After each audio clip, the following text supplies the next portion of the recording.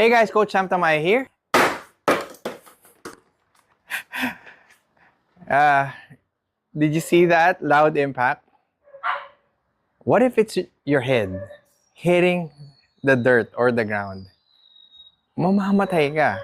Here's the thing. You would rather break any of your bones in your arms, in your leg, even ribs. And you're in extreme pain. Rather than when you hit your head sa ground, knockout ka. That's so scary. Alam mo bakit? Kasi brain injury, yun po yung sign. Knockout, tulog, kakatakot yun. Marami nang namatay kasi ang utak natin hindi dinesign mag-bleed, mag-high pressure, madudurog lahat ng mga brain cells. Tingnan nyo ito guys.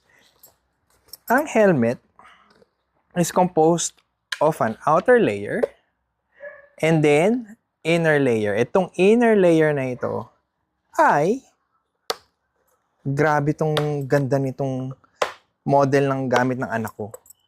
'Di ba? It's a bell thing kasi multi-layer siya na mga nag-i-impact absorb na mga material.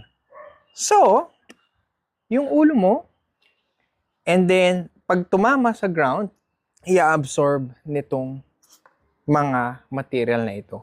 Ganun siya kahalaga. By the way guys, ang helmet po, wala pong expiry itong labas. Okay?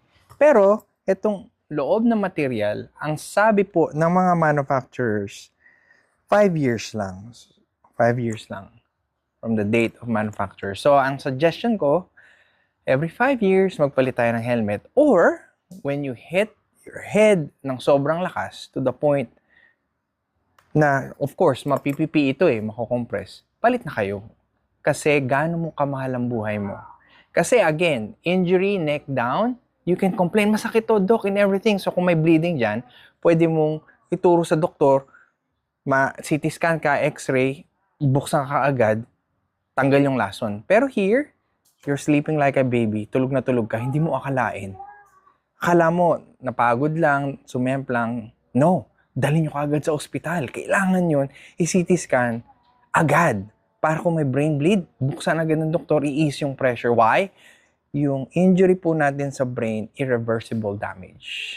Para po yung mga na-stroke na aneurysm, yung iba nabuhay pero wala na sa sarili, isip bata, or nagkaroon ng paralysis sa each part ng katawan. So this is Coach Sam Tamayo. Ingat tayo, ride safe.